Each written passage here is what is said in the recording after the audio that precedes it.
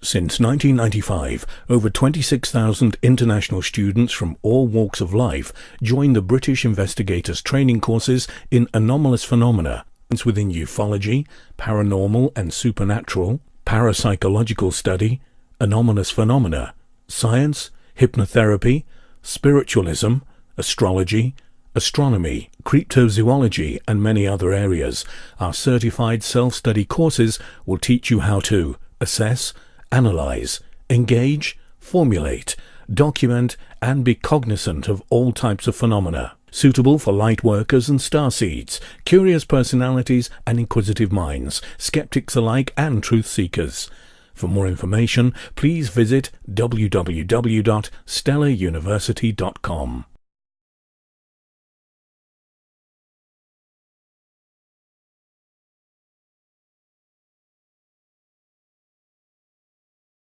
Well, really, it's a tale of two circle philosophies.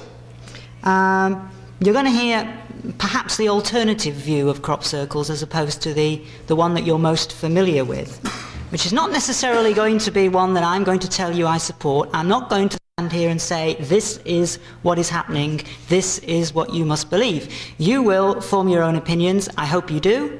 I am doing that, and I'm also, as was just said then, not wedded to any hypothesis at all. My mind has changed several times over the past 12 years. It is quite likely to change again, and I am directed by the events as they happen, not moulding and shaping those events to fit in with a theory or an idea that I've already decided upon. Now, having said all of that, I better make clear what is not true about me. I am not, as George Wingfield is, primarily a crop circle researcher. I got into crop circle research purely by default as a UFO investigator, and because in the early days crop circles and UFOs were indistinguishable to those who reported them. So as the Director of Investigations with the British UFO Research Association, it was really my job to help discover whether or not there was something that the British UFO Research Association should be looking at. And that's how I got involved, right at the start, when the first circles appeared 12 years ago. And I followed them ever since, and I have investigated crop circles myself, but I don't devote all my summers to doing exactly that. So I make that clear so you're not under the illusion that I'm the most learned authority in the world on this subject. That is very far from the truth. Also, I make clear that I'm not a debunker or a skeptic, even particularly by nature. I'm what you might call cautious about most things. My philosophy about both UFOs and crop circles and many other paranormal phenomena is that what we have are reports made by ordinary people who may have been in extraordinary circumstances. And our task is to try to make sense out of those. Now, the first thing that we should do is attempt to discover whether or not those phenomena can in some way be explained in terms of the science that we already know. I think that is the absolute duty of every investigator. And it's something that I certainly try and ingrain upon the team that I work with. In UFO terms, we find explanations for about 95% of all UFO sightings reported to us. And I tell my investigations team, if you start submitting cases where not significantly less than 9 out of 10 of them don't have answers like this was a whatever, then something's wrong with your methodology, because all the facts and figures suggest that you should be doing that. But of course that still means that 5% of the reports don't have explanations, and 5% of several hundred a year in Britain alone, thousands a year all over the world, tens, hundreds, millions maybe, all over the world over the past 50 years or so of the UFO phenomenon as we know it in its modern guise, is a significant number and does represent a problem, or possibly series of interrelated or perhaps even not interrelated, they may be quite separate problems that we need to solve. I also make clear, as you probably heard last night, of those of you who listened to the debate about Bentwaters, that I don't rule out at all from the UFO mystery the possibility that there is some kind of alien intervention going on. I don't say that I'm convinced it's happening. I personally don't think it's happening in the traditional sense of spaceships landing, aliens getting out and so on. What I see of the phenomenon is more complicated than that, and that is just simply how the evidence over the years has dictated it to me. But I certainly could not say, from what I've seen over the years, that it is impossible. I would even say it's not improbable that that's going on. But that is an extreme theory, and as you'll find with crop circles, extreme theories are the third stage that you go to. Once you've actually exhausted the... Thank you. Thank you. Once you've actually exhausted the rational scientific theories and they don't work for any particular case or any particular phenomenon, then you have to move on to the next stage, which is try and extend the boundaries of what is known. We are not at the ultimate limit of our knowledge about the universe. We are going to discover new things. 100 years ago there were many things that scientists didn't know that we do now know now, and that is going to be true 100 years from now. So it's folly to assume that things can't be going on around us now which won't ultimately have an explanation which will seem purely natural, rational, scientific, but which we can't yet quite grasp because it's beyond the present limits of our knowledge. So that is the second stage. See if we can make it fit in with what we know. And only then, that's my premise anyway, only then, if that fails and it looks as if we're dealing with something completely beyond those possibilities, do we start to seek explanations in terms of the completely unknown, the supernatural, if you like. Okay. Now, having said that, I'll make clear that I'm not averse to having to do that on some circumstances. I have personally myself experienced what other people will call paranormal phenomena. I've had an out-of-body experience. I've had several very vivid premonitions, including one of the disaster to the Space Shuttle Challenger, which I have no way of explaining in scientific terms as we understand them now, or as we can begin to understand them by extending the boundaries of knowledge. They do seem to suggest there are more things to this universe than we have even begun to fathom out. So the possibility that that is true about crop circles is certainly there. Right, now having got that out of the way, let's sort of backtrack in time and see the crop circle phenomenon as I followed it, as it came to my attention over these past 12 years. And maybe then you'll get an understanding as to why I've taken the development line that I have. In a way, that's given me an advantage, being there right from the start and following it all the way through, from a sort of outside position rather than directly in the heart of it, involved in one of the crop circle research groups. The people who are involved in the crop circle research groups, and like George, who've been looking at crop circles intensely now for the last 3 or 4 years, have a different set of advantages from having done that, and a different set of disadvantages to the ones that I have. So that's why you're getting two quite different perspectives on this subject.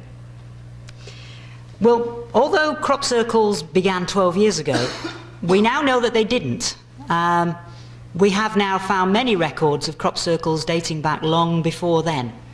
Records that are not just, as in some cases, dependent upon whether or not an old pamphlet written 300 years ago may or may not be describing a crop circle, but things which were actually investigated at the time in detail and were, beyond any reasonable shadow of a doubt, a crop circle. This is one of the earliest ones that I can absolutely vouch for. It's an incident that happened at a place called Evenlode in Gloucestershire in England, and the incident happened in the June of 1960, and it involves what appears to be a double ring formation similar to the ones we have now. I've spoken to the farmer concerned, I've spoken to other people who were out there and looked at this circle. We have very good grounds for believing that it was in fact filmed at the time. We have been making a quite extensive search for photographs of this particular formation. We haven't found them yet, but we have by no means lost hope that they will be found. It was certainly very extensively recorded at the time, the measurements were taken and so on and so forth. So it was, in every sense of the word, as to what we're seeing now, apparently the same sort of thing, which was a local mystery, appeared in a field in the middle of nowhere. At the time, no one really knew what it was. As you can see, the local newspaper decided it was associated with flying saucers, inevitably, and it was a sort of one-day wonder which was soon forgotten. But then, in 1980, in the summer of 1980, a little bit further south in the county of Wiltshire, circles started to appear in a field of oats that was owned by a farmer in the vicinity of Westbury. And he actually found several of these during the months of the summer and took very little notice of them early on. just thought they were some sort of anomaly, which he didn't know what they were, but he'd farm them and they'd go away.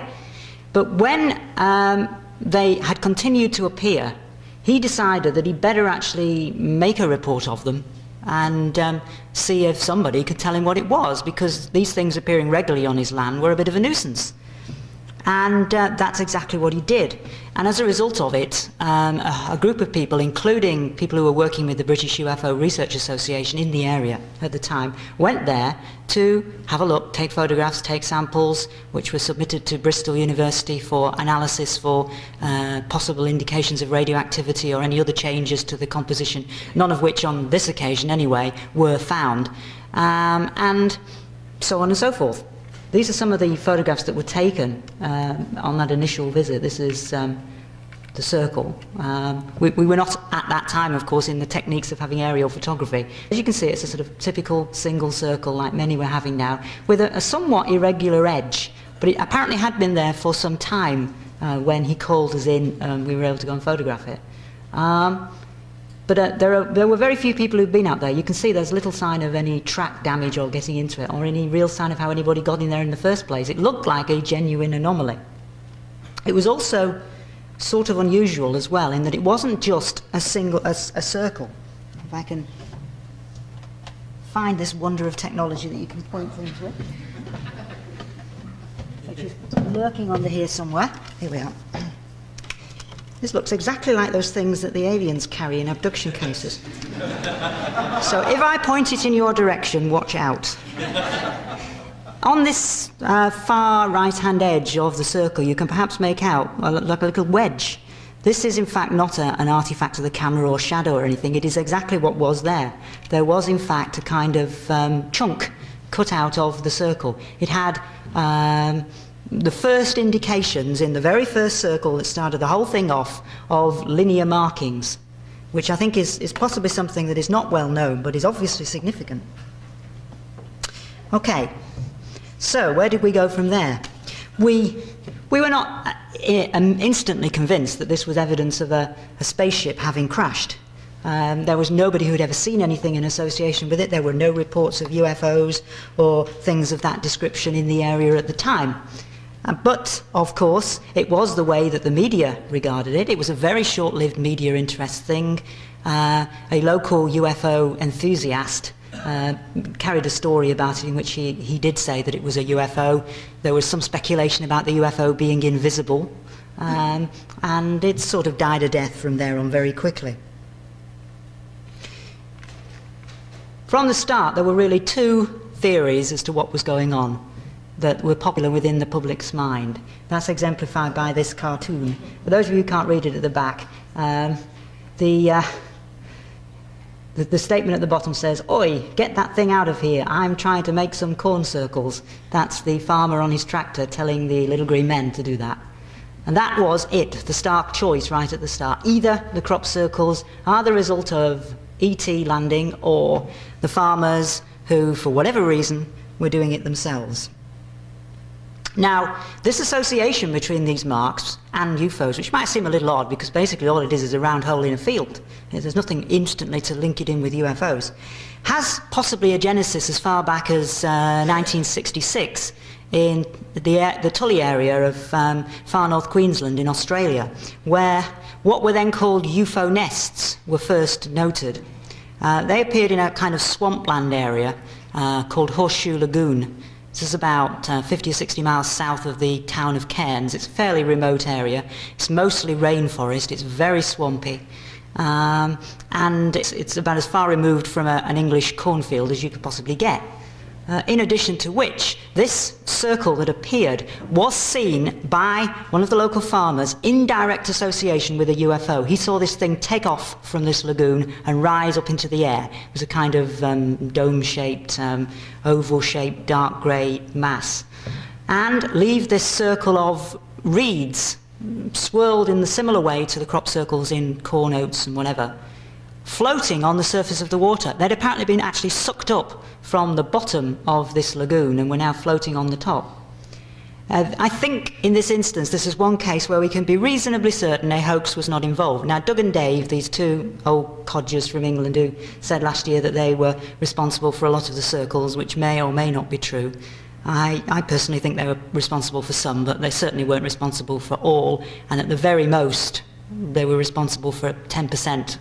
That's even the maximum they themselves claim. So they're a factor, but they're not a significant factor in the phenomenon. They actually said that they got the idea from these circles in the Tully area of Queensland, because one of them was living in the area at the time.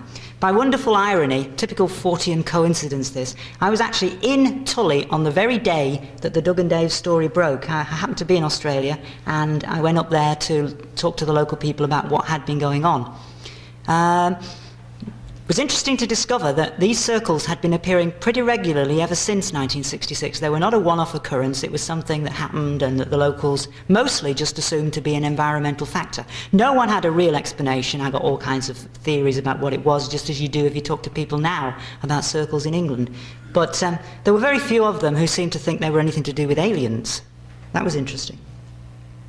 However, that was what brought the relationship between UFOs and these circular marks possibly to prominence anyway. Right from the start of those first circles in 1980, this chap got involved. He's Dr. Terence Meaden, who I have considerable respect for. I've known him now for quite a number of years, and I believe he's very sincerely tried to get to the truth about what is going on.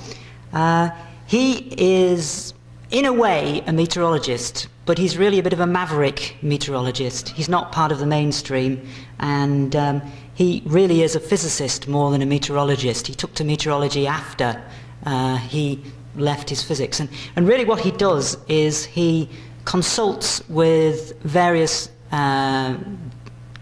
companies, power stations, things like that, in terms of how they might locate their buildings to minimise potential storm damage. Now you might find it odd to believe, living here particularly, that tornadoes and whirlwinds are common in Britain, but they do happen. They're by no means as destructive as they are here, but of course any old tornado that happens to rip through a nuclear power station is not good news, so he did have something to do. He has an organisation called TORO, which is the Tornado and Storm Research Organisation, which is interested in all kinds of unusual vortex activity in the atmosphere.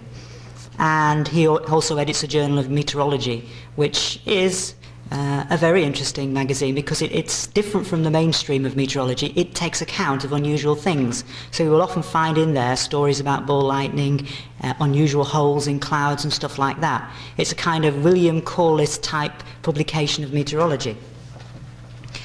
Now, he immediately assumed, looking at these circles, that they would fit into his field of work. They looked like something swirled on the ground. His philosophy was that they probably therefore came from the air, therefore the product was presumably swirling air. And he has gone through a series of metamorphoses of his phenomenon. It's the similar phenomenon which has changed slightly according to the way the evidence has developed. I personally have some reservations about the way he's been changing over the last few years. I think, unfortunately, as with many scientists who find themselves with a pet idea that they have devoted a lot of time to, they tend to go overboard with it. They tend to want to try and assume everything can be explained by it, and they tend to also react instantly to media judgments of it. And if something comes up which doesn't appear to fit, then rather than what I think they should have done, and that is sit, ponder, wait and see how things pan out, to instantly try and conjure up ways and means in which that new evidence can be made to fit the phenomenon. And I fear that he's been doing a little bit of that recently, and that might have led people to slightly move away from the basic hypothesis that he was proposing. I'll come back later on to more details about exactly what it was he was suggesting, but just bear in mind for the moment that his essential idea was that it was a rotating aerial force from the air, therefore, in that sense, a physical, natural part of our environment and not the product of any kind of alien intelligence.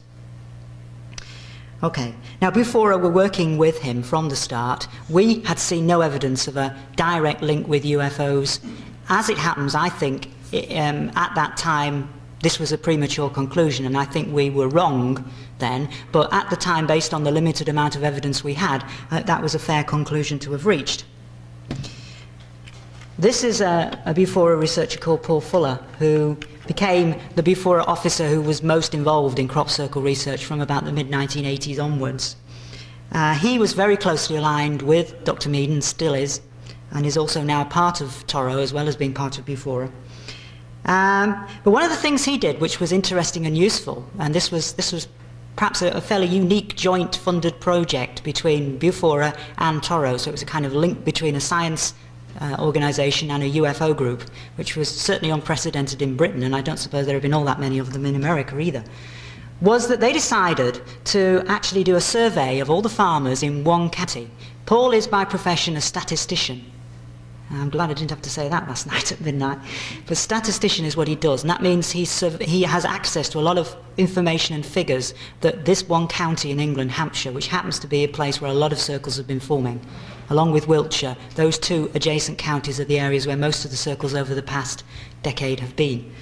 And he was therefore able to basically get the information about all the cereal farmers in that county. So therefore be able to do a reasonably good statistical survey, which that could be sent out to them, and they could then send information back telling us whether they'd had any circles in their land, what kind of circles they were, how far back into the past these had appeared, and things like what they personally thought these circles were. Now bear in mind, this was happening in a period when we had now had about 5 or 6 years of circles, and they'd been appearing fairly sporadically, but with a small increase every year. They'd been and began small with 3 or 4 every summer, and they'd moved up to maybe 30 or 40 by the mid to the late 80s. But they were nothing like the kind of situation we've faced over the last 3 years. There was no big media interest. There had been no books about crop circles at this point. This was, therefore, to a large extent, uncontaminated data, and it was one of the last opportunities we actually had to get that, because once the media discovered circles and the public discovered circles, then it changed beyond all recognition, because, of course, that it becomes a part of the phenomenon when it becomes a huge sociological thing. The results of his survey were pretty interesting.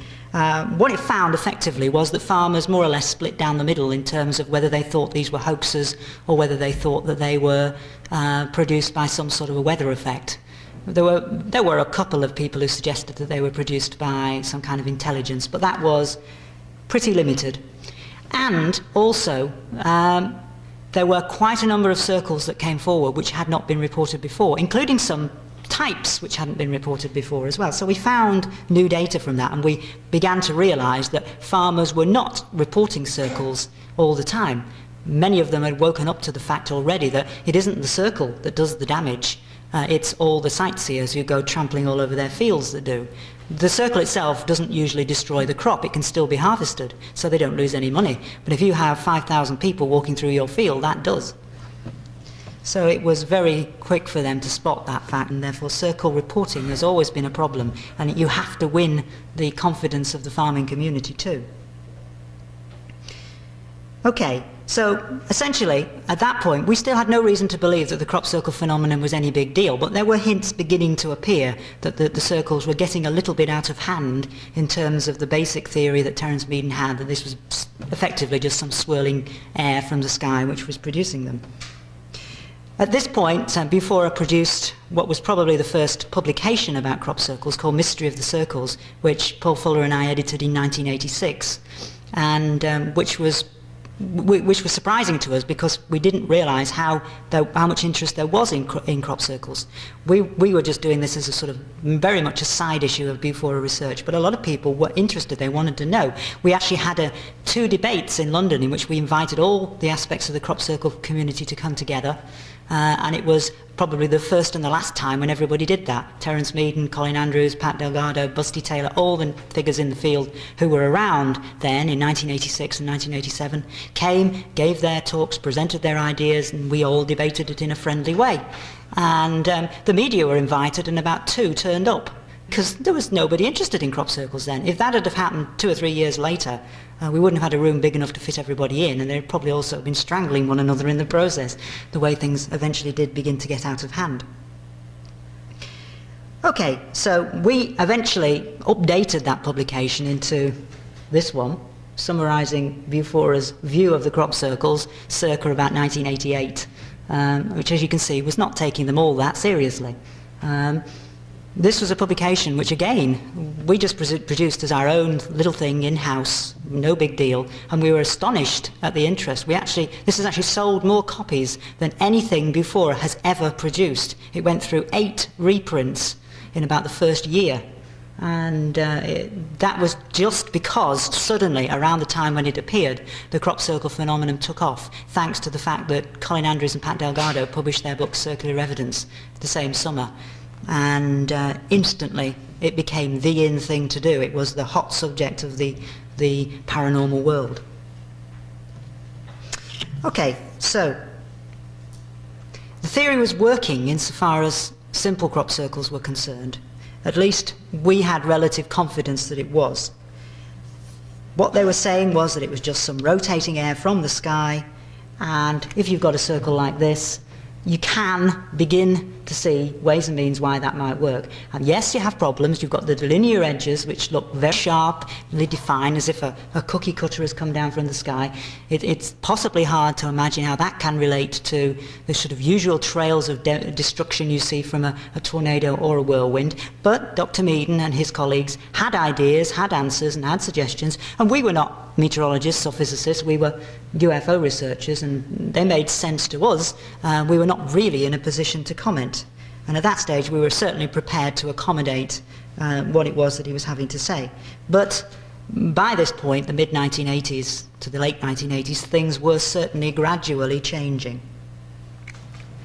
We were having not just formations like that, which do appear to be, from the air, swirled patterns in the ground, but we were having things with rings round them and straight lines coming out of them. Notice how that little spur, making it look like a spyglass or an eyeglass, goes right along the tram lines. Now the tram lines are those sort of parallel lines that you can see across there, which are what the farmers use to move up and down in their vehicles, so they don't sort of literally go all over the field throughout the summer and wreck the whole field. They can follow those tracks and limit the damage that they do to the crop. But it's also, of course, a perfect way of getting in and out of the field if you're of a mind to be mischievous and hoax circles. You could have argued that that was the perfect way to fake that straight line, that, you know, all you had to do was use the tram lines as guides and plough along it with whatever you were going to use to fake it. Terence Meaden argued that it was a sort of line of least resistance for the wind effect, and when it hit the ground and sort of splurged out sideways, it followed along the tram lines.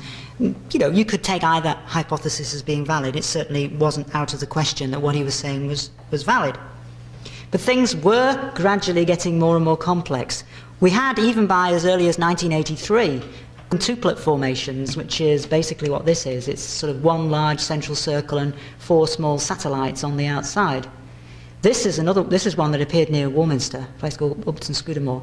Not only have you got this sort of quintuplet formation, but you've also got rings round. You can only see one on that particular reproduction of the picture, but there are actually several rings round that formation. And also, if you look at the other parts of the field, you can find little circles scattered around in different spots outside the main formation. So it was a field which was sort of growing circles all the time, because they didn't all appear apparently at the same point. It seemed to be attracting circles. This was a fairly remote field. It was difficult to spot. You couldn't see any of this from the ground. The only way you could have discovered these circles was from the air. I went in there myself, and it took a long time to actually get into it. And you had to know where you were going. And of course you had to have the farmer's permission as well. Okay, now that's how things stood around about the time when circular evidence was produced. And when that was produced and the phenomenon suddenly went big in a big way, also the phenomenon changed markedly. It had definitely been gradually evolving. But there were ways and means in which you could accommodate that. You could argue, for example, that because you were slowly attracting more people to be interested in them, farmers were becoming more aware of what was going on. There were now occasional media stories about it, that inevitably you were going to discover more circles. Also, more people were looking from them from the air, which is the easiest place to find them. So inevitably that too was going to produce more examples of circles. So you could accommodate the increase in numbers from 3 or 4 to 30 or 40 or 50 or 60 over a period of a few years. But in 1989, in the wake of circular evidence, the phenomenon went haywire. We started to get hundreds of circles, and we started to get circles of incredibly complex design. There's Colin Andrews in the days before circular evidence, in one of the circles which he was working on with before at the time. At the centre, where you can see the sort of swirl pattern that forms also in the side there, in the centre of a circle, giving you this lovely sort of Catherine wheel type effect. Beautiful rotational forces, intricate design, and it's the beauty of them, of course, which has captured the attention of most people. They don't look like they could be done by nature. But then again, bear in mind, there are many things in nature which have beautiful designs. Snowflakes, for instance, if you look at them under a microscope, have lovely, beautiful geometric patterns. So we shouldn't rule out of court the possibility that apparently pretty geometric designs can be formed by nature. Okay, what we were worried about with Imbuphora, once Colin and others came out with their ideas, first of all in a magazine called Flying Saucer Review, which is a popular UFO journal in Britain, and later in their books and through the crop circle societies that were formed in the wake of 1989 and 1990, was that their argument that this had to be an alien intelligence that was doing this. Now, as I said right at the start, I'm not opposed at all to the possibility that that could be true. But I do think it's premature to reach that conclusion without having explored the other possibilities thoroughly first. Excuse me. Have I got any water here, or are these just cups? Oh. I have to magic the water, do I? Okay. Oh, right, thank you. Thank you very much, yes. So this is what we were particularly worried about at Bufora, this possibility that the idea that they were alien, was a premature conclusion that needed more application of thought. And one of the reasons, well, several of the reasons really, why we argued for caution was that we had been spending some time looking to see whether or not there was a historical precedent for the crop circles. If Dr. Meaden was right, and this was a natural phenomenon don't suddenly appear out of nowhere. I mean, it would be highly unlikely that suddenly in 1980 circles would start to appear and then they would begin to get more commonplace and so on. There were in fact very good reasons, which Dr. Meaden rarely talked about, which we could see, which could make that happen. Thank you. For instance, that the changes in the atmosphere produced by the hole in the ozone layer, or the depletion of the atmosphere, certain boundary layers there, could have had an effect on any process that goes on in this layer between the atmosphere and the Earth. Also, there were changes that were occurring in cropping patterns too. We were using more and more effective types of pesticide, which were causing the crops to become more resistant. And therefore, possibly, we had a situation where some kind of boundary had suddenly been crossed, and a whole combination of these effects may have come together. And suddenly, something which was relatively rare in the past, and only when the right combination of circumstances were reproduced did it produce a circle, was now happening more and more often. When the right environmental conditions met the right conditions on the ground, and lo and behold, a circle formed. Yes, okay. But nevertheless, we thought it would be useful to look back into the past and see what we could find. And we did, and we found circles, not only from about 30 different countries, had been reported extensively throughout the literature, if you looked hard enough, of what superficially at least, and it was difficult to be sure in many of these cases, resembled the things that we were seeing now. But also, we found cases going far back into the past. We now have a database of about 120 circles pre-1980. So it isn't just sort of isolated events like that one at Evenlode. There are now quite a few. There is no doubt at all that the phenomenon is more common now than it was before, or at least is more commonly reported, but I think probably more common as well as more commonly reported. But nevertheless, it was around, and we have some pretty good anecdotal admitted reports, because there can't really be very much else from this far back in the past, of circles appearing in the early part of this century and in the latter part of the last century. We have some farmers who are quite adamant that they've told us that these circles have been on their land on and off every year, more or less, for 40 or 50 years in their father's time and their grandfather's time, and so on. Also, what we also found was that if you looked at the way that the circles were distributed in Britain, other than in the counties of Hampshire and Wiltshire, which we call Wessex, where these circles were appearing during the 1980s, we found that before the 1980s they weren't appearing there. In fact, occasional ones were, but they were appearing pretty randomly scattered throughout the rest of the country. We had circle events from Devon, we had one from Gloucestershire, which I mentioned before, we had them from Cheshire, which is 200 or 300 miles further north. They were literally scattered. We're obviously going to focus their actions on the area where the researchers were and where the cameras were. So that was another reason why a lot of more circles might start to appear in Hampshire and Wiltshire. Not substantive proof, of course, of what we were arguing, but sufficient proof, we felt, to suggest that this conclusion, which was reached very early on, that an intelligence was trying to tell us something, was at least perhaps a little premature. There are also what you might call pseudo-circles that appear, circles that look impressive at first sight but are actually no such thing. This is a circle which you could see if you passed down a very busy motorway. It's actually the one I mentioned briefly last night that appeared in the dip, where the road dips literally, by the army base at Burton Wood, the US Army base there. It appeared in a field. The army base is literally behind your back as you're looking at that photograph now, and the runway is effectively just across the other side of the road. That's the view you initially saw. I went round the back, there's nothing but fields for a couple of miles round the back there, found the farmer. He had no idea that this circle was there. He was puzzled and intrigued, and in fact we went out on his tractor and then went in to the field along the tram lines, which took quite a long time to get to because it was way over the far side from where the farmhouse was. But of course, as you can see, it's near this fence at the front, which is actually the boundary fence to the motorway. So anybody wanting to get in from there, if they wanted to hoax it, could have got over there very quickly. But there are no signs of any tracks there, and there were no tram lines from this side either that they could have gone along. So hoaxing was never really a likely option. When you actually get closer in, you'll see that it superficially resembles a circle. I mean, it's got the same round shape, the sort of standing up edges. It's a bit of a mess, yes, but this was very early on. This was in May of 1990, and therefore the crop was very green, and that's a not untypical appearance for early summer circles.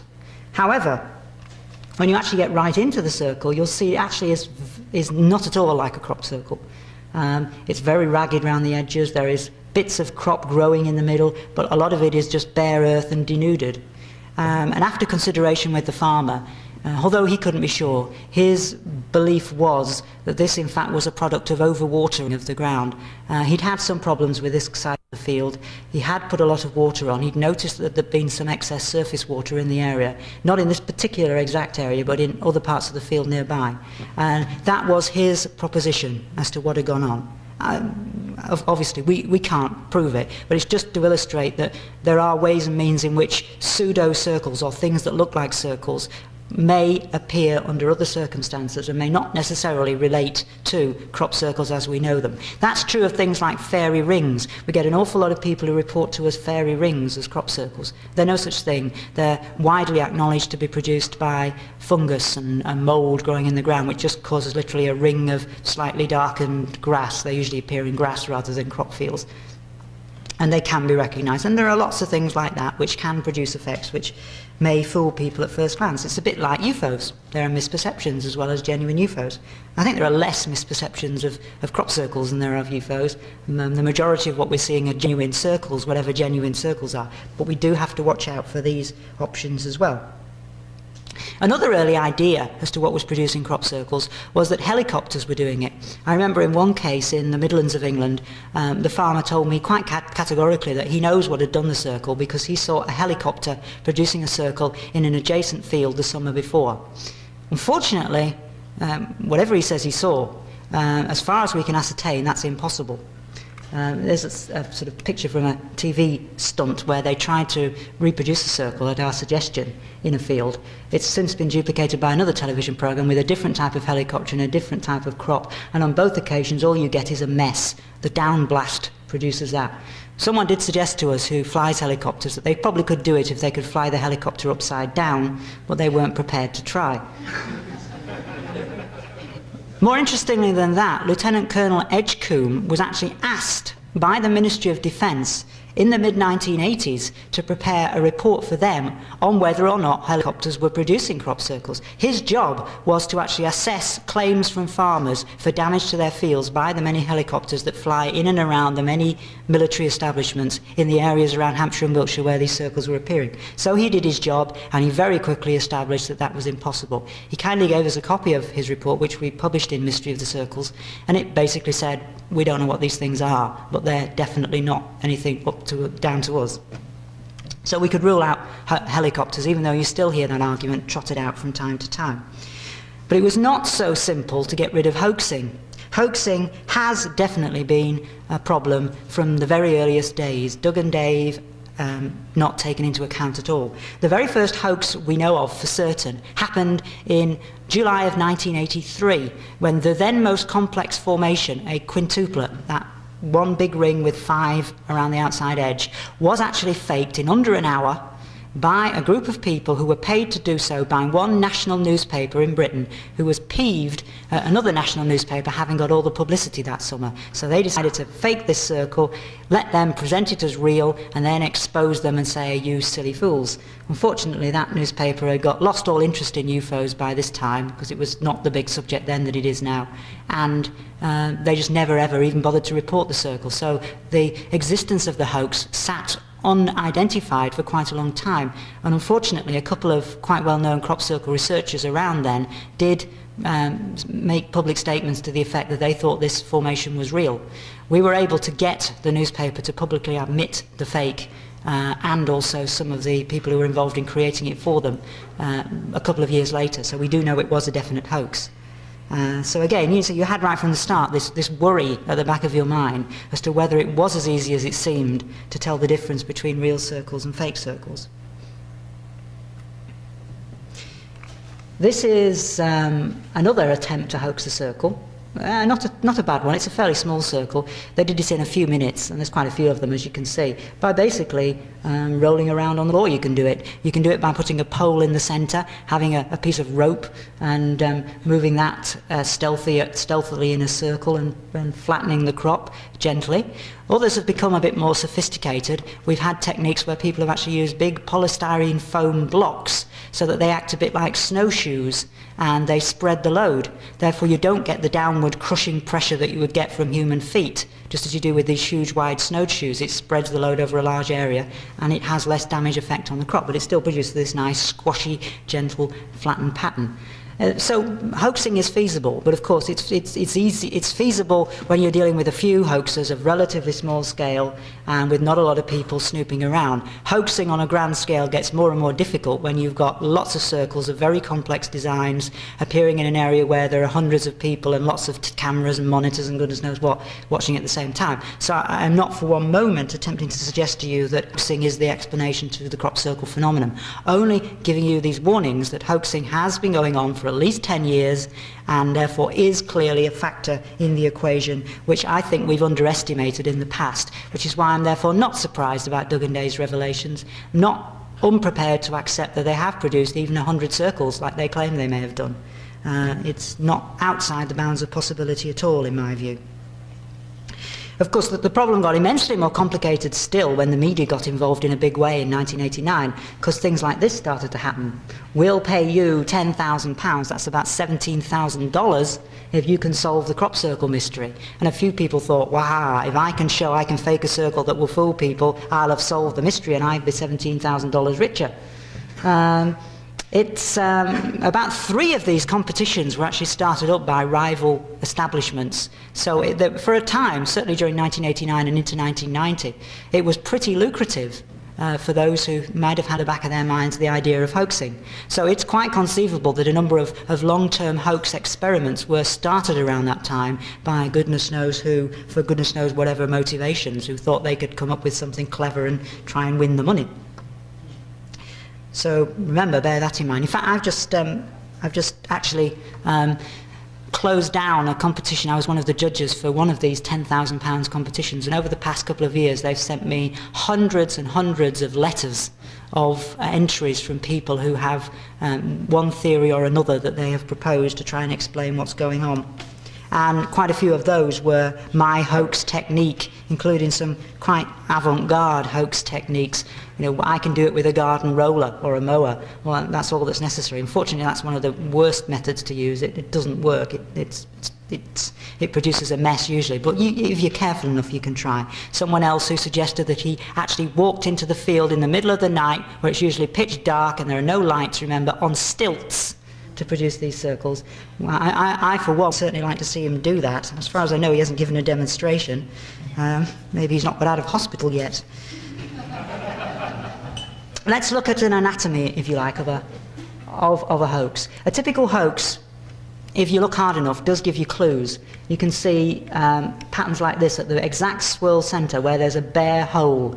That's usually an indication, I've found, that that's where the pole went, if they're not very clever at covering up their tracks. That is the centre of a definite hoax, which was suspected, eventually admitted, to have been created by a UFO buff who wanted to get some local publicity for a UFO society. That's as far as I'll say on there, otherwise I'll probably get sued. But he has admitted that privately, but not publicly. That is, in fact, what took place in this incident. This is, you can't see it very well, but this is, in fact, a very interesting case. This is a ring which formed at a place called Lower Pever in Cheshire. It's actually spelt P over, but you can perhaps tell why, therefore, the local people call it Pever. They found this ring there, that's the ring, in the field, in a sort of little slight bold depression. These lines here are the tram lines going through the field. Now, that's all you see from the outside. This is actually not far at all from Jodrell Bank, the big radio telescope place. And in fact, if you actually stand on that tree there, about halfway up, and look in this direction, you can actually see the Jodrell Bank huge dish. So anybody who might have been thinking of hoaxing put this in a pretty ideal place. Now, the gate into the field is here at this corner, and the tram lines start here. When I got there very early on, fortunately, before this became a big media fuss, it was actually presented as the first crop circle in Cheshire, which is totally untrue. At that point, we already had a database of about 20 circles in Cheshire. But no matter, that's what the media wanted to promote it as. They wanted to make a big deal, that's fair enough. This is actually the summer before last when this happened. Everybody was saying it cannot be a hoax because there were no tracks from the gate to the first tram line. It was virgin soil, virgin crop, no footprints, no evidence, and it was too far for them to jump. I suppose the guy on his stilts might have found a way of doing it, I don't know, but effectively that seemed to rule things out. The circle itself, the ring rather, was not very good. It was pretty much a mess, as you can see, ragged and not exactly at all indicative of the kind of real things we get. But nevertheless, it was still thought to be genuine by a lot of people. On the very night that I took those photographs, 2 UFO investigators appeared on television pronouncing it as genuine, and evidence that an alien invasion which had formerly centred on Hampshire and Wiltshire was now heading north, and that they were gradually mapping out the country. I wasn't quaking in my boots at that point because I'd already made up my mind about this particular case, but nevertheless it does show you again this fairly endemic rush to judgment about cases. This is from the ring looking back the other way, and this is what people actually didn't do, and what I would urge people who are investigating crop circles to spend a bit more time doing, and that is think about the less obvious ways in which hoaxers might have got in. If you follow the tram lines directly from the ring all the way back across the field to the other side, you actually come to a public footpath where there is masses of damage, where people have gone through hedges and milled around on a grass verge there, because there's no way of saying that that wasn't just people walking down the footpath, but there's also no way of saying that it wasn't the way that the hoaxers got in. The point I'm making is that by not seeing any damage in the obvious route down at this bottom corner of the field, not even thinking that there was another way of getting to the circle, a jump to conclusions was made, and it's dangerous to do that. This is the centre of the ring, where in fact the pole that was used, I believe, to demark the circle. I say believe here because this is a suspected hoax. No one has come forward to admit they did it. And you can see the sort of hole in the ground, which was quite effectively covered up, in fact. This is something else I recommend investigators to do. There was in fact a sort of covering of loose sods of earth placed over the hole, which had been removed. Probably, I couldn't find where they'd been removed from, and they'd probably been removed from somewhere else further away in the field and carefully deposited over the hole to hide the telltale evidence. So that's another thing to watch out for. So in other words, if you're careful enough, you can sometimes find evidence to explain in more mundane terms things which at first glance look to be more significant than they are. Of course, in this instance, we have direct proof at last that the aliens did do it. There is an alien in the ring, which I confronted the minute I got there. I thought, this is it, wonderful. This is going to be on the newspapers all over the world tomorrow. I have final proof that the aliens have created rings. They obviously abducted these people who were not very happy about the fact that I was wandering along the tram line into their ring. In fact, what this turned out to be, as you'll see here, is our wonderful British media and their highly objective presentation of the UFO phenomenon and their idea of what a serious presentation means. They had dressed up this guy in a suit and had him literally running around the ring, waving his arms up and down in the air. And then they took him along to a local university where they interviewed two professors, asking them what they thought it was. And in the midst of this, they brought this alien in and said some derogatory things and then walked out with the cameras, leaving these two poor professors stood there looking rather startled and wondering why they'd been set up. This is unfortunately typical of the kind of way the media play, not only on the crop circle phenomenon, but on the UFO phenomenon too. They cannot treat it in a serious way. They have to make a joke about it. Now, although in the personal investigations that I've carried out in mostly in northern England, which involves about 24 circles. My own figures suggest that approximately 2/3 of them, as high as that, are probably hoaxed. Now that's a lot higher than the figures you're getting from people down in Hampshire and Wiltshire. I personally suspect it's because they're not looking hard enough for hoaxes. There are mitigating circumstances. I'm lucky in the sense that where I live, I cover an area of a few counties. Circles are not appearing every other day. You know, I'm lucky if there's 3 or 4 a summer in the area where I live. So I have plenty of time to do this kind of thing.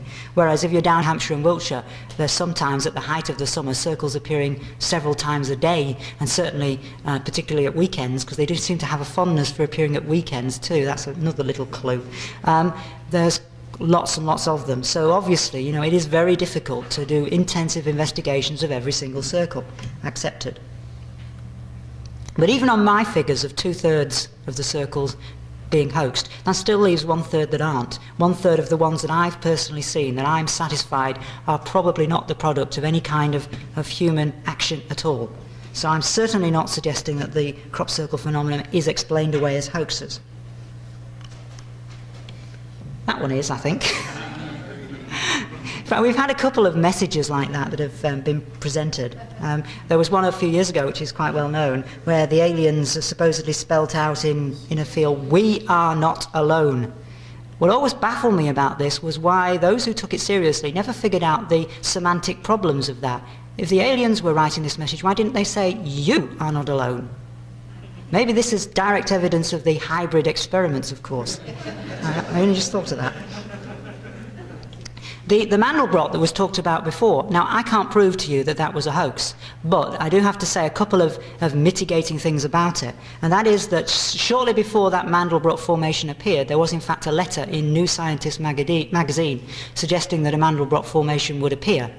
Now, maybe the aliens saw that and took note, or maybe somebody else did. It wasn't far away from Cambridge University, and Arthur C. Clarke has told both me and, as I found out a few days ago when I talked to him, John McNeish independently, that's the producer of Crop Circle Communique, and apparently to his satisfaction, so he told me, that he knew who at Cambridge University had actually hoaxed that formation. So I would recommend caution, at least in that sense. And it is another indication of what looks at first glance to be evidence of an intelligence doesn't necessarily mean an intelligence from up there. There is an argument, I'm not sure it's proven yet, that there is actually intelligence on Earth, in which case that's something you have to take into account. But that's a hoax circle there on the bottom right. There's the sort of classic hole that I've found in quite a number of them that indicate a hoax.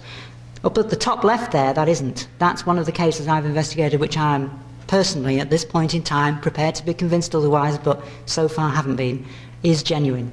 It's a simple single circle in a field of winter wheat, formed late in the summer before last in 1990, in Cheshire, a place called Preston Brook. And it was, to me, very impressive indeed for a whole host of reasons. The swirl pattern in the centre was quite remarkable. It had this beautiful, intricate layering design to it, which I had not seen before in any of the circles I've actually studied, but I gather a couple of other researchers have found in a couple of other circles. And it is also in a very remarkable area. It's an area which is absolutely rife with paranormal phenomena. It's one of John Keel's window areas, beyond any shadow of a doubt.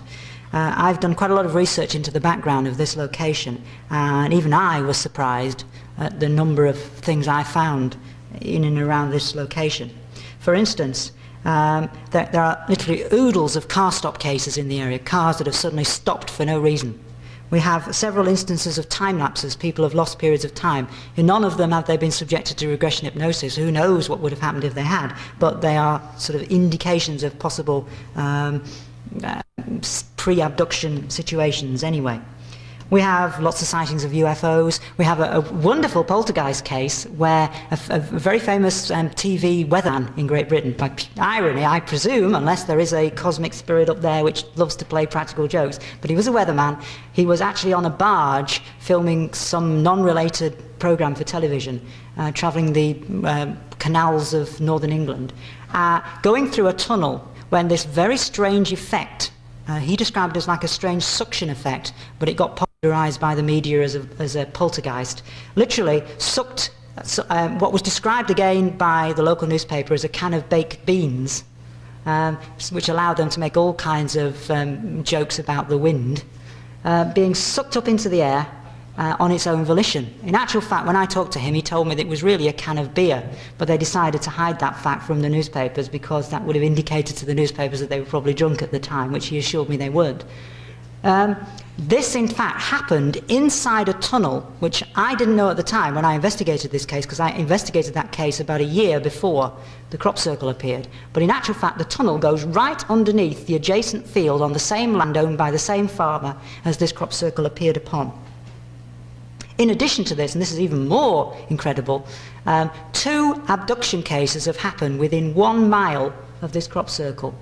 One of them happened, and this is even more staggering, about as close as you could get to that crop circle without actually being in the field.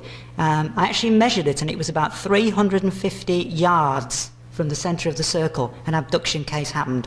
That is absolutely astonishing. I don't know what the odds or coincidences are for that, because I certainly only know of about 40 abduction cases in Great Britain, and that one of them should happen that close to a crop circle is pushing it a bit. In addition to this, there's a famous contactee case from the 1950s, which happened only a couple of miles away from here. A chap who met aliens from the planet Zomdick. You'll probably find it if you look through some of the old 1950s literature. But there are case after case after case like this. I mean, I've only scratched the surface in this brief introduction to it there. Interestingly too, the picture I showed you last night of the guy who saw this figure coming down the embankment and wandering in front of his car, although that isn't in the immediate area of where the circle was, it actually isn't very far away at all, certainly close enough to be too close for comfort. I didn't tell you last night that there was an awful lot of dimensions to this case which I didn't go into, most notably of which was that this guy actually died, while still very young, from multiple cancers which he protracted in the months following this being struck by these beams of light coming out of this. But even more interesting, and I only decided to re-include this photograph after listening to Linda this morning, is that when we were investigating the site, a couple of days after the incident had occurred, at the exact spot where this figure had come down the embankment, we found on the grass verge there a rabbit which had a hole in it, No blood, no indication of it having been struck by a car or anything. At the time, I blush, we did very little about it. This is going back to 1978, so we did have animal mutilations were unheard of in Great Britain then. We didn't take any notice of it at all, but we did record it, we did make a record of the fact. It is in fact in the article we wrote about the case in Flying Saucer Review at the time, so we prove we're not retrospectively inventing this. But whether or not that is pure coincidence or not, I don't know, but it was important that I should mention that in view of what Linda said. So really, we're faced with a situation here of trying to figure out what is going on here. I think that from what I've said, I hope you'll agree, certainly I'm satisfied, that the original premise that Bufora had right at the start of our investigations, that there was no relationship between crop circles and UFOs, has now been shown to be inaccurate. We were as guilty of premature judgment as I'm now accusing others of being today. I accept that, absolutely. There is, in my opinion, a relationship between crop circles and UFOs. I don't know what that relationship is, but it's there. Now, there are so many ideas about what crop circles are. Oh, I have missed something very important out, which I'll mention. You remember the cage that Linda was telling you about in the abduction case? This is an incident where some people were poaching by the side of a river. Then they saw this object come down, and these small entities get out, produce that cage. In actual fact, although this is an artistic reproduction which was produced for my report to Flying Saucer Review, the witness testimony says that the cage was slightly larger than that. What they did with that cage was they actually took it to some immobilized and apparently paralyzed cows that were standing in the field right by where this object had come down, and they used it not to apparently capture the cows, but to move the bars and the frames up and down as if they were taking measurements and dimensions of it. This incident happened in January of 1978. It happened only, in fact, 6 weeks prior to the other incident that I've just told you about, and only a few miles away. This, in fact, happened at a place called Devil's Garden, where, again, I found from researching the folklore and history of the area, there are masses of strange phenomena events associated with it. This happened 2 miles from where that classic swirl crop circle at Preston Brook was that I told you before. It's yet another case in this extraordinary window area where these phenomena are occurring. Another indication that we just cannot ignore this apparent relationship. So what are the ideas that people are coming up with? As I said before, I've seen hundreds of them from this competition, the £10,000 competition, which eventually was, it was decided not to award anybody anything by the newspaper because they concluded that nobody had actually proved what the phenomenon was. But ideas have ranged from demented hedgehogs running around in circles, which I was one of the early ones I think we could effectively rule out. One of my favourites is a theory that somebody came up with, that German bombs from World War II, which had been dropped when the bombers were fleeing back to Germany, had sunk deep into the ground, and over the decades their chemicals had begun to corrode away and they react with one another, and now they were exploding deep underground, one after the other, in a chain reaction, producing the circles on the ground. Absolute nonsense, of course, but it was a wonderfully clever idea. Perhaps my favourite, though, was... oh, there's another theory, yes. This is the sort of cartoon imagery that we're getting now. The comment at the bottom says, well, I think we can rule out unusual activity by the sun, which, if anybody's been to Britain in the summer, you'll know why that's a particularly apt description. But I think my favourite theory that someone came up with was that these sort of little marks and images that are beginning to appear in fields are the result of aircraft toilets. Literally what happens is when you flush the chain, if you're flying overhead, the contents of the lavatory falls down from the sky and freezes high up in the atmosphere. It goes plop down into the field in the middle of the night, marks out this depression. Of course, as the sun rises, it gets warmer, it melts, and it sinks into the ground, so you never see any sign of this, and lo and behold, you've got this wonderful circle apparently formed out of nowhere. My impression is this is a wonderful way of explaining crap circles, but I don't think it actually works in this instance anyway. as you can see, by 1989 and 1990, when the publicity had begun and everybody was now looking for circles, we were starting to get these very strange geometric shapes and designs, quite different from what we were getting prior to 1989. That is obviously significant. You can't divorce it from the fact that the change in sociology as caused by the massive publicity and the massive amount of people out there looking, and obviously the amount of people who were trying to win the money or who were trying to hoax things for different motivations, had some effect on what was going on. But whether it was a real change in the phenomenon or a response to that, it was definitely a change, and we were getting all kinds of complex shapes. I'll just show you a couple because I'm sure that George is going to have plenty of more recent weird and wonderful patterns to show you in the next part of the presentation. You know, the famous pictograms, so-called, or agroglyphs or something. I think they've reinvented a name for them recently, which I'm quite prepared to go on record and state absolutely, in my opinion, are not the product of any kind of meteorological force. Dr. Meaden did try, valiantly, but in my view foolishly, to find a way of changing his theory to accommodate these. I think if you had been able to step back and look at these with any kind of a rationalist eye, which wasn't desperately trying to make your theory work, you would have seen that the best thing to do was to either forget your theory or find a way of demonstrating that these circles are hoaxes, because that was the only realistic alternative at this point in time.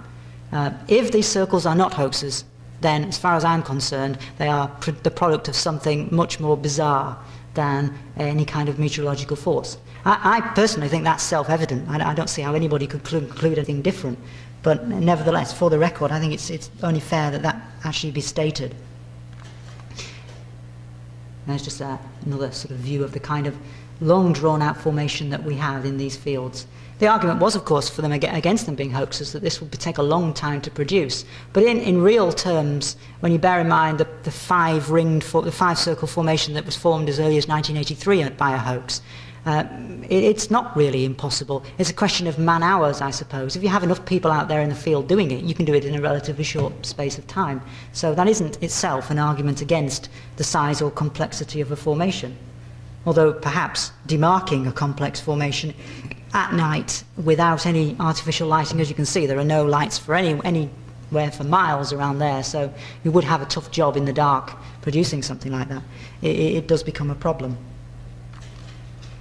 This is a very good book about crop circles, a sort of edited compilation of different views and opinions of what went on, edited by Ralph Noyes, who again was mentioned last night in terms of the Bentwaters case, but is now very deeply interested in crop circles. The reason I show this is simply because of an interesting report that came from a member of the Army Signals Corps, who tells us of an experiment that he says he was involved in about 20 or 30 years ago. I forget the exact date at the moment. But the point is that what he says they did was they went into a field, a cereal field, and they placed this high-frequency radio mast in the field. And they were told not to go into that field. It was dangerous to do so. And the following morning, they went into the field to dismantle the equipment, and marked out around the mast was a circle, but not just an ordinary circle, a quartered circle like that. And the quarters had actually followed the strut lines of the guy ropes, the pole structure that was holding up the mast. And he thought that obviously what had happened was some radiation which was being generated by whatever this experimental equipment was that they were using had obviously followed the lines of these struts and produced this quartered circle effect. Now, that may be a fabrication. I have no reason to think it is, not from the conversations I've had with the person involved. It may have nothing whatsoever to do with the crop circle phenomenon as we now know it today. Or it may well be that whatever energy force was involved then is involved in whatever is producing the circles now. We just don't know, but it's an anecdote which was worth pointing out under the circumstances.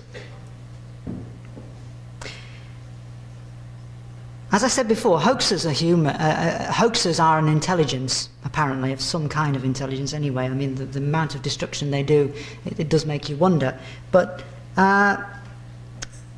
you do have to remember the possibility, always, that they could somehow be responsible. And we've had all kinds of different groups of people doing this, not just Doug and Dave, two old artists who sort of decided to make a name for themselves by playing a little game, they claim, with the crop circle researchers and Dr. Meaden, and initially with the UFO groups. This is what they say. This is how it all started off.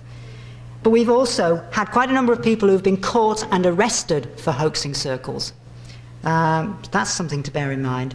Usually they're young children or teenagers.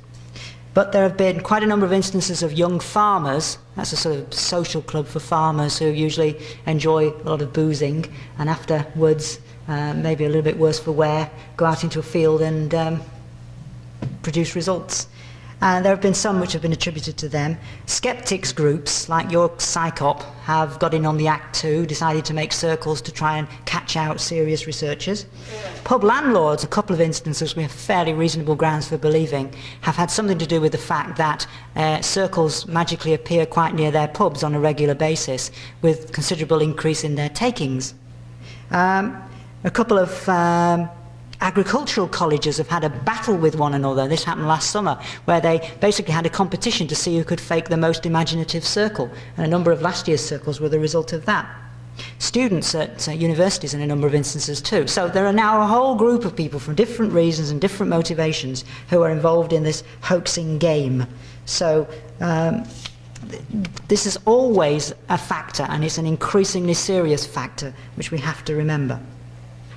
That said, I personally believe that there is something more than hoaxing going on.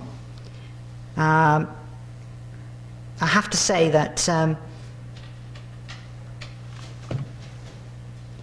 you can, at times, perhaps, reach conclusions which are not valid. Take this, for instance. I mean, it's difficult. I'm just trying to think of the right way to show you this, where it works. This looks like a beautifully complex Celtic cross type formation with the cross and the handle. I've heard it described to me as that on a couple of occasions.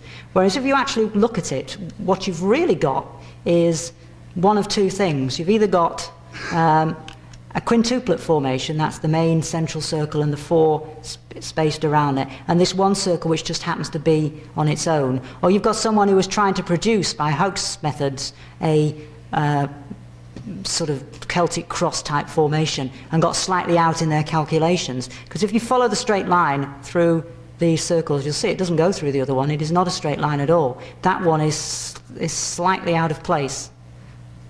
So the eye tends to deceive itself at times. We look for patterns in phenomena that aren't there. I'm not suggesting that every single example of so-called Celtic cross formations isn't a Celtic cross, but I am showing you the dangers of assuming that a pattern is a pattern, and that a pattern that is a pattern has to therefore have some kind of exotic explanation. Terence Meaden's theory, I'll go back to it now and tell you a little bit more about what he thought, works well when you're dealing with single circles like this. Now, prior to the summer of 1989, in fact, I think probably prior to the summer of 1990, because there were very few of these complex formations even in the summer of 1989.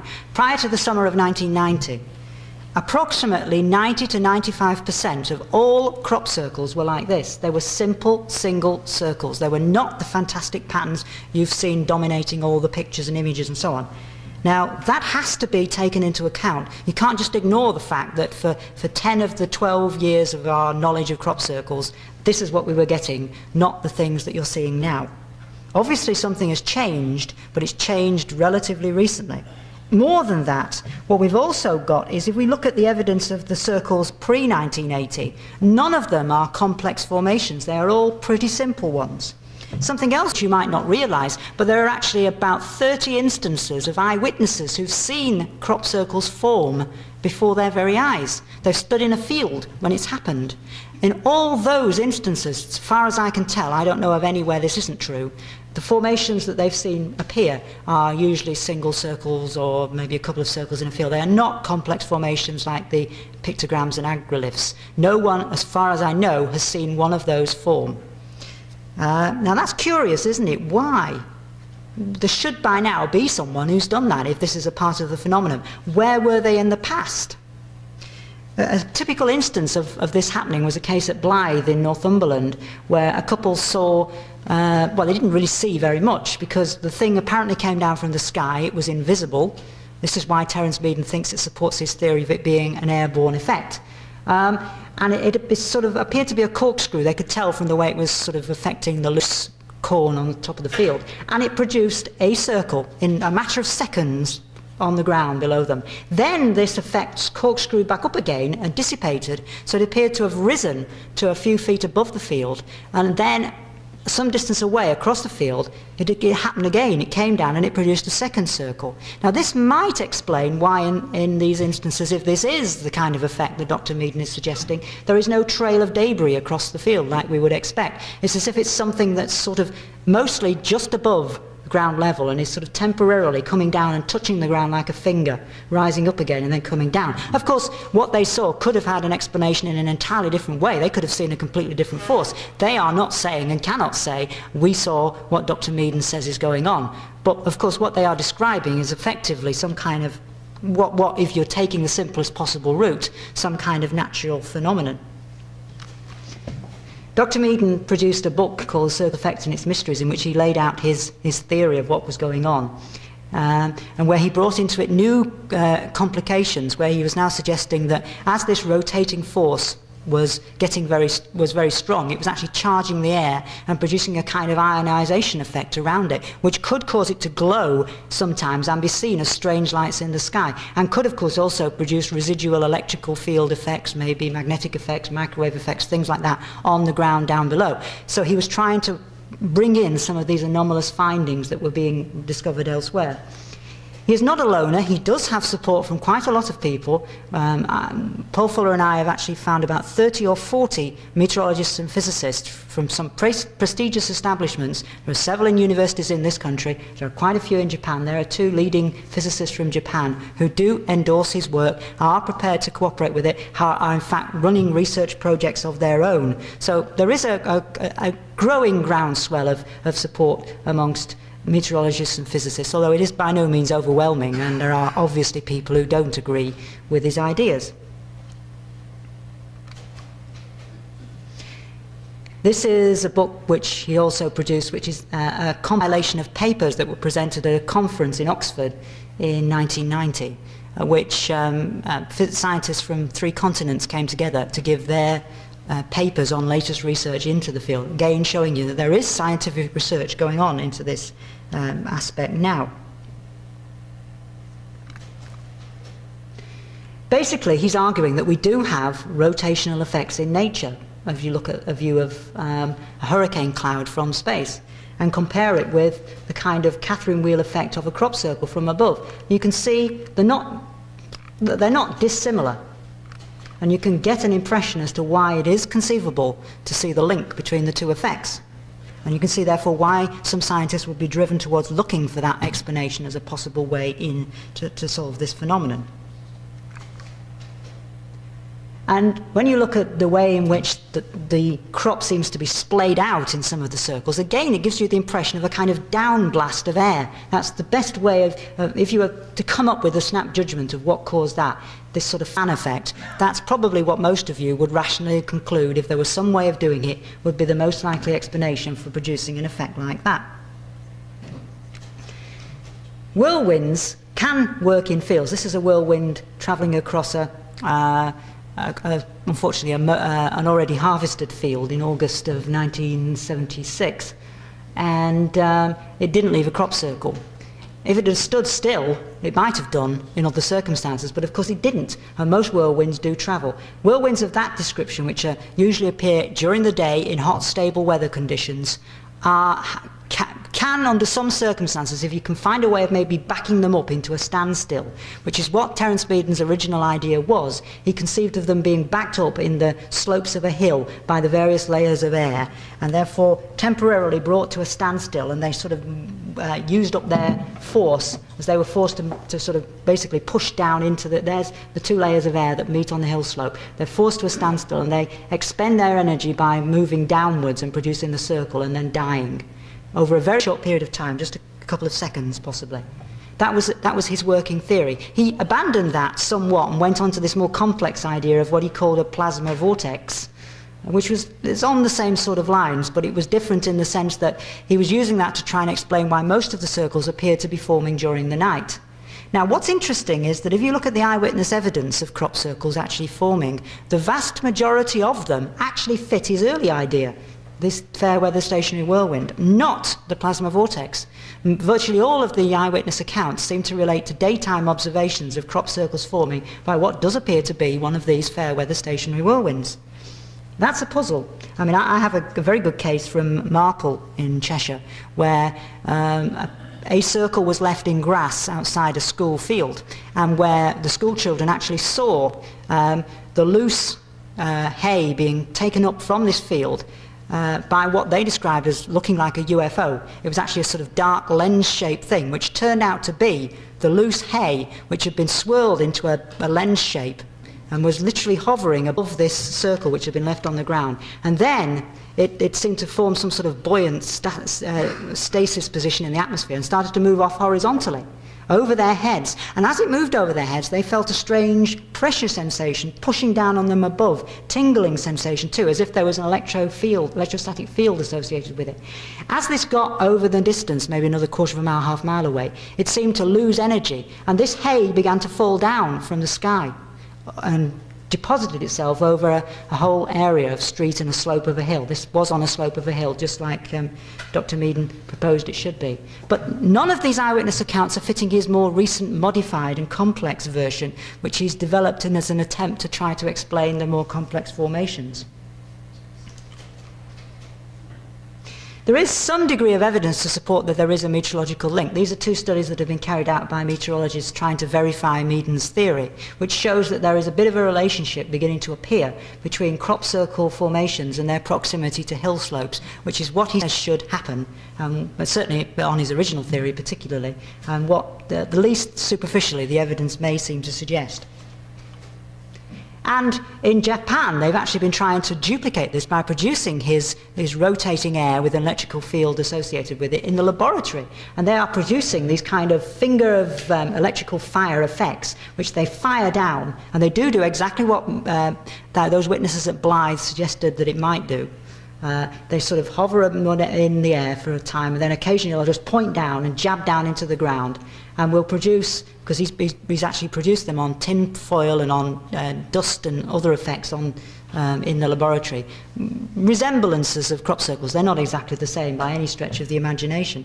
But there have been a number of attempts. There are now serious scientific attempts to try and get this theory to be verified in objective ways. And the electrical field association with circles also does exist within the UFO literature.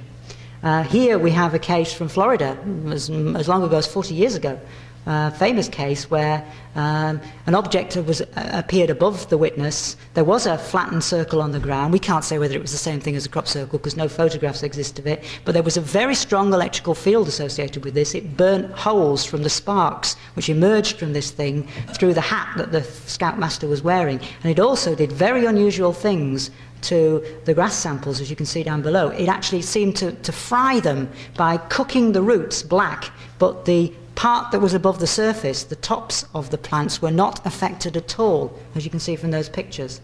So it's not dissimilar sort of effects to the ones we're seeing now. And again, direct evidence linking the UFO phenomenon in its old disguise with the crop circles of today.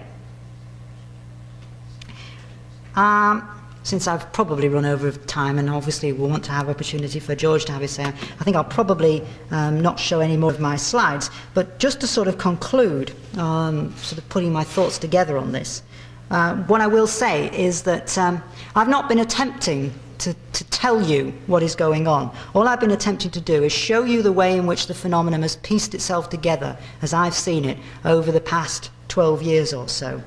There are lots of little clues that we're all bringing out, and which obviously all form part of our search for an explanation of what is going on. I certainly don't close my mind to any of those. I urge you not to do the same. We all have to look at ways and means in which we could find the answer. I think that it really rests probably on the question of these complex formations, for me at the moment. I don't know whether it will turn out that all of those complex formations that have appeared over the last couple of years will be hoaxes. If they are hoaxes and what we're actually left with is a base phenomenon of just these more simpler patterns, then it seems reasonable still that there could be some kind of a meteorological explanation. Maybe not exactly what Terence Meaden is saying, maybe more akin to his early ideas, maybe there's some way that we can find a new methodology within those lines which could fit in. But I think that we probably have to look towards a natural phenomenon to account for this phenomenon which has been around for a long time and has more or less stayed the same and appears all over the world and can be seen by witnesses forming circles. But, and that's the big but and the crucial but, if these complex formations turn out not to be hoaxed, and if it's demonstrated that they are clearly exactly the same as the other circles, and that there are, if it is ever verified that there are considerable changes within the crop structure, and I'm personally, as of yet, not satisfied that that's the case, despite what Linda said before about those radionuclide results. My understanding of it is that they're not as clear-cut as you might believe, and that Marshall Dudley himself is unhappy about some aspects of the work that they did, so much so that they've decided that they do have to duplicate them this year. Even worse, there are some researchers, and I don't know who's right and who's wrong here, who argue that some of the positive results he's claiming are from a circle which they believe, beyond a shadow of a doubt, has been demonstrated to be a hoax. Now, if that's true, that's extremely worrying, of course. So, in other words, this question is still open. But if we can get that evidence that is going to verify this kind of change, if you like, occurring within these complex formations, then obviously I think we're in a whole new situation. I wonder myself if there's not maybe a kind of hybrid explanation here that we could possibly bring to bear. Is it conceivable that there was a meteorological effect of some description, or a natural effect of some description, which has always been around and which has been responsible for a few circles year in, year out all over the world for centuries or decades at least, and that now that the world has paid so much attention to the crop circles, that has been the stimulus just over the last 2 or 3 years for something else to occur. Now, whether that something else is a result of our attention, whether it's some sort of awakening of almost like universal consciousness of ourselves, in other words, we ourselves are the intelligence that's responsible for the circles, or whether someone somewhere else has seen our piqued interest in this phenomenon, which was actually no big deal, but they've said, aha, now what can we do with that interest? How can we use it to good advantage? I don't know. That is literally no more than a thought or an idea that might work as a way of explaining the problems that we face. I do know that the events of the recent past have made me, at least personally, think that it's more, not less likely, that there is more to this phenomenon than hoaxing and some kind of a meteorological effect. But I think I will show you this. I wasn't going to show you this, but I'll skip through a couple of photographs I was going to show you this, which is possibly, we can't prove this, but is possibly a photograph of whatever it is that produces the circles. This is a strange, white, vortex-shaped phenomenon in daylight, which was seen by a witness and photographed, as you can see, over Cumbria in England in July 1977. He says it was rotating. In fact, he personally likened it to a tornado funnel cloud at the time, but said it was quite different. He'd seen a tornado funnel cloud and it was not like this, besides which it was glowing with this sort of internal energy, as you can see. This was not directly responsible, so far as we know, for producing a crop circle, but certainly in the same area, within a couple of miles of where this was photographed, within that period of time, within a day or so, because we don't know the exact date when it formed, a circle was discovered in a field. So it is conceivable that this is in some way related. There are a couple of other cases, like the film you saw of the object flitting around a circle. We don't know what that is. We don't even know whether it's directly related to the circles, because it was flying over a circle after the circle had formed, so there's no direct link, just as there's no direct link here. But there are clues that we've got to piece together. And I think that really is probably the appropriate place to end, because George is going to give you a lot more clues from his own perspective, which I hope you'll listen to in the same way as you've kindly listened to what I've had to say. And then maybe at the end we'll be able to synthesize something out of all of this which will give us an insight into what is taking place. But all I will heed you to do is not to jump to conclusions about this. We're still at the start of our investigation of this phenomenon, I fear. And it's early days to conclude that we absolutely know what's going on. We don't, we have clues, we're working towards an answer, and let's just have a bit more harmony, understanding and open-mindedness about what exactly there is to take into account. Thanks very much.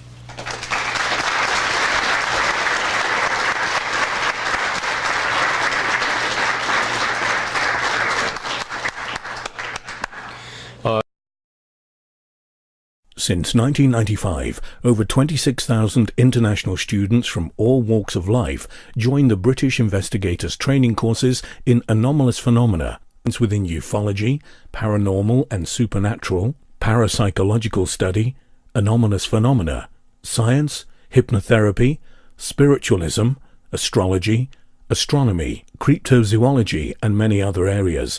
Our certified self-study courses will teach you how to assess, analyze, engage, formulate, document and be cognizant of all types of phenomena, suitable for light workers and starseeds, curious personalities and inquisitive minds, skeptics alike and truth seekers. For more information, please visit www.stellaruniversity.com.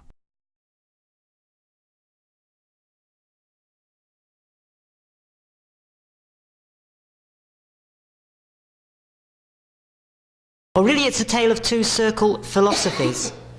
You're going to hear perhaps the alternative view of crop circles as opposed to the one that you're most familiar with, which is not necessarily going to be one that I'm going to tell you I support. I'm not going to stand here and say this is what is happening, this is what you must believe. You will form your own opinions, I hope you do. I am doing that, and I'm also, as was just said then, not wedded to any hypothesis at all. My mind has changed several times over the past 12 years. It is quite likely to change again, and I am directed by the events as they happen, not moulding and shaping those events to fit in with a theory or an idea that I've already decided upon. Now, having said all of that, I better make clear what is not true about me. I am not, as George Wingfield is, primarily a crop circle researcher. I got into crop circle research purely by default. As a UFO investigator, and because in the early days crop circles and UFOs were indistinguishable to those who reported them. So, as the Director of Investigations with the British UFO Research Association, it was really my job, apparently the same sort of thing, which was a local mystery, appeared in a field in the middle of nowhere. At the time, no one really knew what it was. As you can see, the local newspaper decided it was associated with flying saucers, inevitably, and it was a sort of one-day wonder which was soon forgotten. But then, in 1980, in the summer of 1980, a little bit further south in the county of Wiltshire, circles started to appear in a field of oats that was owned by a farmer in the vicinity of Westbury. And he actually found several of these during the months of the summer and took very little notice of them early on. Just thought they were some sort of anomaly, which he didn't know what they were, but he'd farm them and they'd go away. But when they had continued to appear, he decided that he'd better actually make a report of them and see if somebody could tell him what it was, because these things appearing regularly on his land were a bit of a nuisance. And that's exactly what he did. And as a result of it, a group of people, including people who were working with the British UFO Research Association in the area at the time, went there to have a look, take photographs, take samples, which were submitted to Bristol University for analysis for possible indications of radioactivity or any other changes to the composition, none of which on this occasion anyway were found, and so on and so forth. These are some of the photographs that were taken on that initial visit. This is the circle. We were not at that time, of course, in the techniques of having aerial photography. As you can see, it's a sort of typical single circle like many we're having now, with a somewhat irregular edge but it apparently had been there for some time when he called us in, we were able to go and photograph it. But there were very few people who've been out there. You can see there's little sign of any track damage or getting into it, or any real sign of how anybody got in there in the first place. It looked like a genuine anomaly. It was also sort of unusual as well, in that it wasn't just a circle. If I can find this wonder of technology that you can point things with, which is lurking under here some, to help discover whether or not there was something that the British UFO Research Association should be looking at. And that's how I got involved, right at the start, when the first circles appeared 12 years ago. And I followed them ever since, and I have investigated crop circles myself, but I don't devote all my summers to doing exactly that. So I make that clear so you're not under the illusion that I'm the most learned authority in the world on this subject. That is very far from the truth. Also, I make clear that I'm not a debunker or a skeptic, even particularly by nature. I'm what you might call cautious about most things. My philosophy about both UFOs and crop circles and many other paranormal phenomena is that what we have are reports made by ordinary people who may have been in extraordinary circumstances. And our task is to try to make sense out of those. Now, the first thing that we should do is attempt to discover whether or not those phenomena can in some way be explained in terms of the science that we already know. I think that is the absolute duty of every investigator. And it's something that I certainly try and ingrain upon the team that I work with. In UFO terms, we find explanations for about 95% of all UFO sightings reported to us. And I tell my investigations team, if you start submitting cases where not significantly less than 9 out of 10 of them don't have answers like this was a whatever, then something's wrong with your methodology, because all the facts and figures suggest that you should be doing that. But of course that still means that 5% of the reports don't have explanations, and 5% of several hundred a year in Britain alone, thousands a year all over the world, tens, hundreds, millions maybe, all over the world over the past 50 years or so of the UFO phenomenon as we know it in its modern guise, is a significant number and does represent a problem, or possibly series of interrelated or perhaps even not interrelated, they may be quite separate problems that we need to solve. I also make clear, as you probably heard last night of those of you who listened to the debate about Bentwaters, that I don't rule out at all from the UFO mystery the possibility that there is some kind of alien intervention going on. I don't say that I'm convinced it's happening. I personally don't think it's happening in the traditional sense of spaceships landing, aliens getting out and so on. What I see of the phenomenon is more complicated than that, and that is just simply how the evidence over the years has dictated it to me. But I certainly could not say from what I've seen over the years that it is impossible. I would even say it's not improbable that that's going on. But that is an extreme theory, and as you'll find with crop circles, extreme theories are the third stage that you go to. Once you've actually exhausted the... Thank you. Thank you. Once you've actually exhausted the rational scientific theories and they don't work for any particular case or any particular phenomenon, then you have to move on to the next stage, which is try and extend the boundaries of what is known. We are not at the ultimate limit of our knowledge about the universe. We are going to discover new things. 100 years ago there were many things that scientists didn't know that we do now know now, and that is going to be true 100 years from now. So it's folly to assume that things can't be going on around us now which won't ultimately have an explanation which will seem purely natural, rational, scientific, but which we can't yet quite grasp because it's beyond the present limits of our knowledge. So that is the second stage. See if we can make it fit in with what we know. And only then, that's my premise anyway, only then, if that fails and it looks as if we're dealing with something completely beyond those possibilities, do we start to seek explanations in terms of the completely unknown, the supernatural, if you like. Okay. Now, having said that, I'll make clear that I'm not averse to having to do that on some circumstances. I have personally myself experienced what other people will call paranormal phenomena. I've had an out-of-body experience. I've had several very vivid premonitions, including one of the disaster to the Space Shuttle Challenger, which I have no way of explaining in scientific terms as we understand them now, or as we can begin to understand them by extending the boundaries of knowledge. They do seem to suggest there are more things to this universe than we have even begun to fathom out. So the possibility that that is true about crop circles is certainly there. Right, now having got that out of the way, let's sort of backtrack in time and see the crop circle phenomenon as I followed it, as it came to my attention over these past 12 years. And maybe then you'll get an understanding as to why I've taken the development line that I have. In a way, that's given me an advantage, being there right from the start and following it all the way through, from a sort of outside position rather than directly in the heart of it, involved in one of the crop circle research groups. The people who are involved in the crop circle research groups, and like George, who've been looking at crop circles intensely now for the last 3 or 4 years, have a different set of advantages from having done that, and a different set of disadvantages to the ones that I have. So that's why you're getting two quite different perspectives on this subject.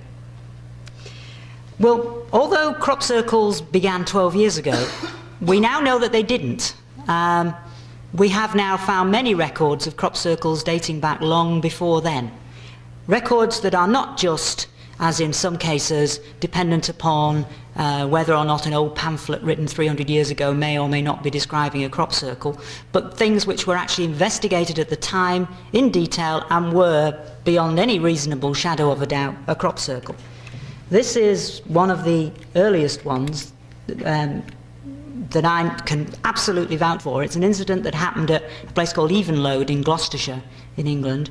And the incident happened in the June of 1960, and it involves what appears to be a double ring formation similar to the ones we have now. I've spoken to the farmer concerned, I've spoken to other people who were out there and looked at this circle. We have very good grounds for believing that it was in fact filmed at the time. We have been making a quite extensive search for photographs of this particular formation. We haven't found them yet, but we have by no means lost hope that they will be found. It was certainly very extensively recorded at the time, the measurements were taken and so on and so forth. So it was, in every sense of the word, as to what we're seeing now.